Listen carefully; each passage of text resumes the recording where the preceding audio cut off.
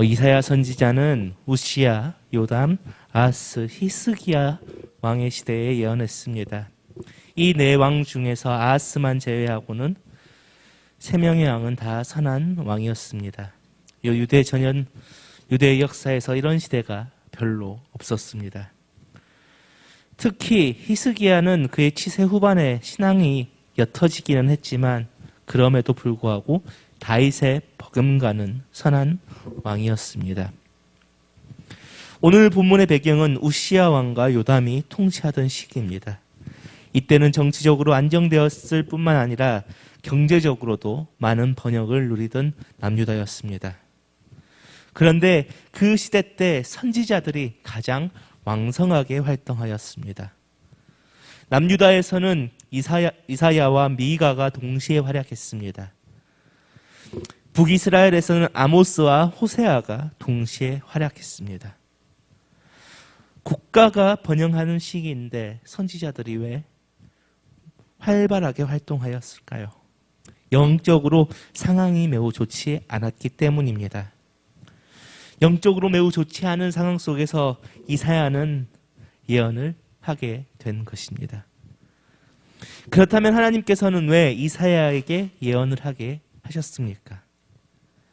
하나님은 원래 언약을 이루시기 원했습니다.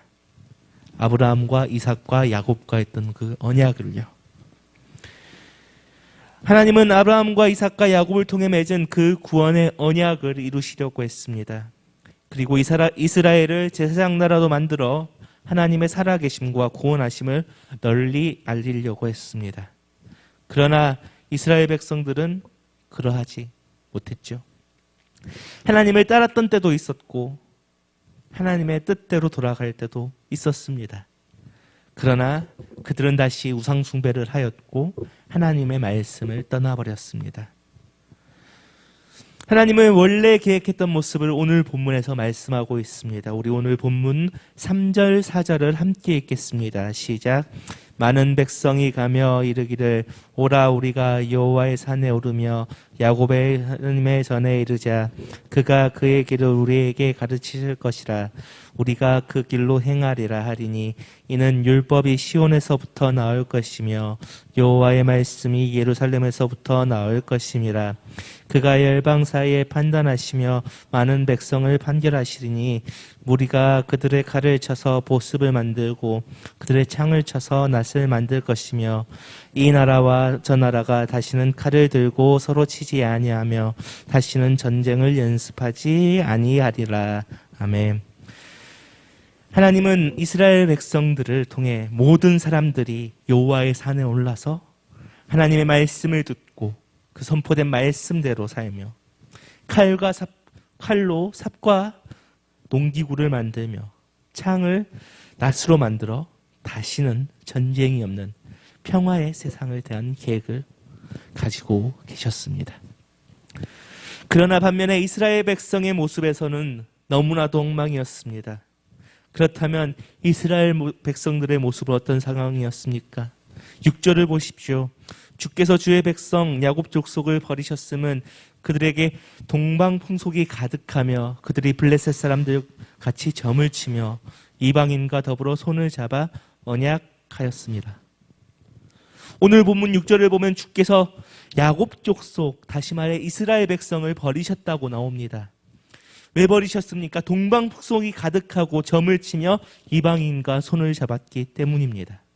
다시 말해 하나님을 섬기지 않고 하나님을 의지하지 않고 하나님을 예배하지 않고 이방의 것을 따르고 이방의 것을 섬긴다는 것이었습니다. 하나님을 믿고 섬긴다는 것은 무엇입니까? 하나님을 통해 만족을 얻고 하나님을 통해 평안과 안정을 얻는 것입니다. 그런데 이스라엘 백성들은 그러하지 못하였습니다. 하나님이 아닌 이방신들을 받아들였습니다. 그리고 이방인들도 받아들였습니다.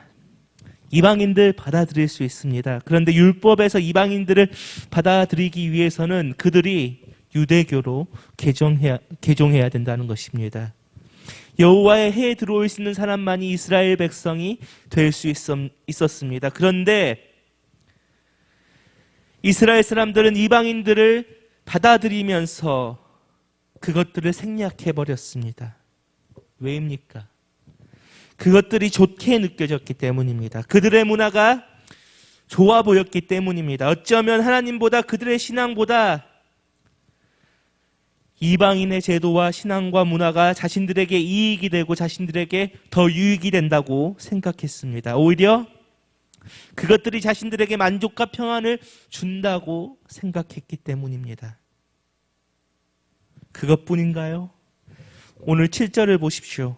그 땅에는 은금이 가득하고 보화가 무한하며 그 땅에는 마필이 가득하며 병거가 무수하며.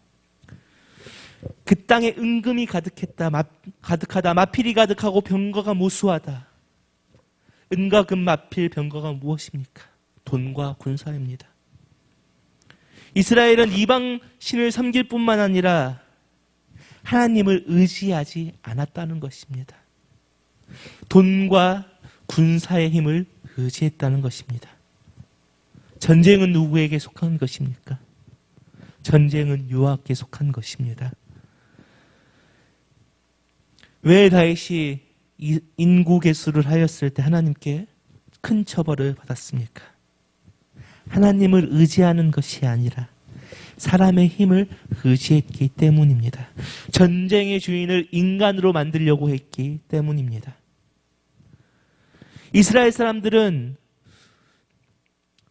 돈과 군대를 의지하는 것이 아니라 하나님을 의지해야 했습니다. 그런데 그러하지 못했습니다. 그 결과는 어떻게 되었을까요? 북이스라엘은 아수르에게, 남유다는 바벨론에게 멸망하고 말았습니다. 우리도 마찬가지입니다. 우리도 알게 모르게 우상을 섬기고 있습니다. 돈이 우상이 됩니다. 인맥이 우상이 됩니다. 부동산이 우상이 됩니다. 자녀가 우상이 되기도 합니다. 그런데 그것들이 우리 생활에 필요하다는 이유만으로 우리는 우상이 아니라고 말합니다. 그런데 우상이 맞을 수도 있습니다. 여러분에게 질문 한 가지 드려보겠습니다. 우리의 공급자가 누구십니까? 우리의 공급자는 하나님입니다. 시편 36편의 기자는 자신을 구하는 것은 오직 하나님밖에 없다 말합니다. 바울은 빌립보에 보낸 편지를 통해 예수 그리스도 안에 있는 사람은 풍성한 대로 쓸 것을 하나님께서 채우신다고 말합니다. 우리의 공급자는 하나님이신데 우리는 그 공급자의 자리에 하나님이 아닌 내가 만든 우상을 올려놓고 있습니다. 어쩌면 나를 채우고 나를 만족시켜 나를 풍성하게 만들 것이라 생각하는 모든 것을 하나님의 자리에 올려두고 있습니다. 오늘 본 8절 9절을 보십시오. 그 땅에는 우상도 가득하므로 그들이 자기 손으로 짓고 자기 손가락으로 만든 것을 경배하며 천한 자도 절하며 귀한 자도 굴복하오니 그들을 용서하지 마옵소서. 결국 하나님이 아닌 다른 것을 섬기는 것은 하나님께 종국에는 심판을 받을 것입니다. 그러나 지금은 하나님께서 참으시는 분이기 때문에 우리에게 심판을 주지 않고 있습니다. 그러나 우리들에게 언제나 말씀으로써 경고하고 있습니다. 그렇다면 우리는 어떻게 해야 합니까? 하나님 앞에 정결하게 나아가야 합니다. 나의 모든 우상을 버리고 오직 하나님만 바라보며 하나님만 의지해야 합니다. 그러나 우리의 모습은 어떡합니까?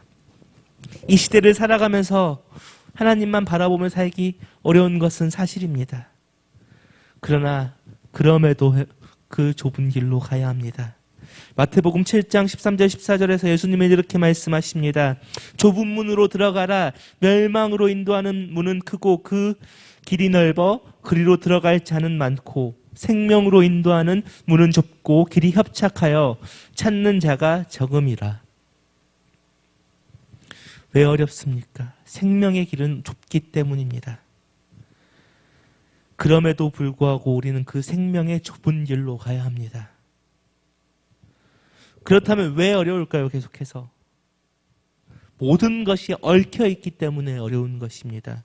돈이 얽혀 있고 인맥이 얽혀 있고 그 과정에서 나도 모르게 우상을 만들기도 하고 죄를 짓기도 합니다. 모든 것이 거미줄 같이 얽혀 있기 때문에 우리는 하나님만을 바라본다는 것을 매우 어렵다고 말합니다. 당장에 커피 한 잔을 마시고 핸드폰을 사용하고 TV를 보더라도 내가 그것을 먹고 사용하기 위해서는 수많은 것들이 얽혀 있습니다. 제조부터 유통까지, 소비까지. 그렇다면 우리는 이 모든 것들을 버리고 살아야 할까요? 실제로 그렇게 사시는 사람들이 있습니다. 미국에 보면 아미시라는 사람들이 있습니다. 그들은 전기도 사용하지 않고요. 마차를 사용합니다. 모든 것을 수공업으로 만들고 기계를 사용하지 않고 농사를 짓습니다. 중세 때의 모습으로 살아가는 것들이 그들입니다. 우리가 그렇게 살아야 할까요? 아닙니다. 그렇다면 우리는 어떻게 살아야 합니까? 삶의 자리에 우선순위를 바꿔야 합니다. 우상들 돈이 아니라 인맥이 아니라 자녀가 아니라 부동산이 아니라 오직 하나님의 자리를 회복하고 하나님만을 의지해야 된다는 것입니다. 어쩌면 너무 힘들 수도 있습니다. 어쩌면 고통스럽기도 합니다. 초대교회 사람들은 어떻게 생활했을까요? 그들은 서로 도우며 살았습니다. 아무것도 의지할 수 없는 상황일지라도 오직 하나님만 의지하며 서로를 도우며 의지했습니다. 요한복음에서 말씀하신 계명이 무엇입니까? 너희는 서로 사랑하라 하였습니다. 하나님을 사랑하는 것처럼, 하나님을 내 몸과 같이 사랑하는 것처럼, 내 이웃을 사랑하라고 한 것처럼 옆에 있는 사람을 사랑함으로 통해서 그 모든 것들을 이겨낼 수 있었습니다. 또한 다시 오실 예수님을 바라보았습니다. 완성된 하나님 나라를 보았습니다. 재림 때에 부활하신 예수 그리스도 옆에 서서 자신 또한 부활할 것을 확신하며 살았습니다. 우리도 마찬가지입니다. 우리도 서로 사랑하며 완성된 하나님 나라를 바라보며 다시 오실 예수 그리스도를 기다려야 합니다. 오늘 본문에서도 분명히 마지막 때를 말하고 있습니다. 우리 오늘 본문 11절을 같이 읽겠습니다. 시작. 그날에 눈이 높은 자가 낮아지며 교만한 자가 굴복되고 여호와께서 홀로 높임을 받으시리라. 아멘. 오늘 본문 11절을 보면 그 날이라고 나옵니다. 이 그날은 여호와의 날을 말합니다. 이 여호와의 날, 그날 여호와의 날은 하나님이 개입하셔서 자신의 뜻을 이루시기로 몸소 정하신 날입니다. 이 날에는 어떤 일들이 일어날까요? 하나님은 자기 백성들에게 권리를 찾아주시며 적들을 벌하시고 멸망시킵니다. 다시 말해 심판이 임한다는 것입니다. 11절을 계속 보십시오. 그 날에 여호와의 날에 높은 자가 낮아지며 눈이 높은 자가 낮아지며 교만한 자가 굴복된다 말합니다. 심판은 임한다는 것입니다. 오늘 본문의 이스라엘 남유다의 상황에서 높은 자와 교만한 자들은 누구입니까? 하나님을 섬기지 않고 이방인의 풍습을 받아들이고 이방인과 손을 잡고 하나님을 의지하지 않는 자들을 말합니다. 하나님의 우상을 그렇다면 성경에서 하나님을 의지하지 않고 하나님의 자리에 우상을 놓은 자들은 어떻게 되었습니까? 바벨탑을 쌓던 사람들은 모두 흩어져 버렸습니다. 북이스라엘을 죄악으로 빠뜨린 이세벨은 개의 먹이가 되어버렸습니다. 하나님의 심판은 결국 임한다는 것입니다. 그러나 세상은 말합니다. 하나님이 어디 계시느냐? 살아있기나 하느냐? 하나님이 계신다면 왜 세상에 가득한 이 악들을 외면하며 막지 않으시냐 말합니다. 왜 지금까지 하나님의 심판이 임하지 않느냐고 말합니다. 어쩌면 세상의 말이 합리적일 수도 있습니다. 그러나 하나님은 우리의 생각과 시각으로 알 수 없습니다.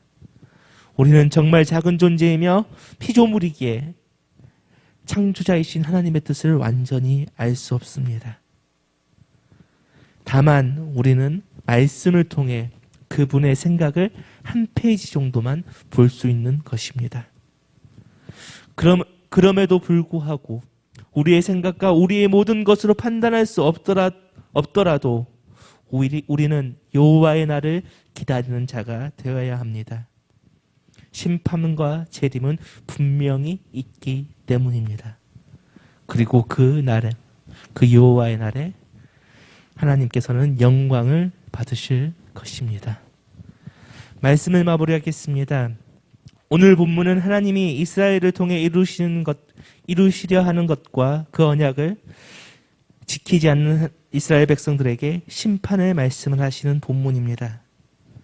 하나님은 우상을 숭배하고 교만하고 자신을 믿는 자들, 하나님을 떠난 자들을 심판하시고 다시 영광을 받으신다고 말합니다. 우리도 마찬가지입니다. 우리도 믿는다고 말하지만 알게 모르게 하나님을 대신하여 놓은 것들이 너무나 많습니다. 우리의 삶에 너무 많은 것들이 얽혀있기 때문입니다. 그럼에도 불구하고 우리는 정결한 마음을 가지고 오직 하나님을 바라보고 나아가야 합니다. 그럴 때 우리는 그 여호와의 날이 임할 때에, 그 심판의 때에 여호와의 영광을 바라볼 수 있을 것입니다.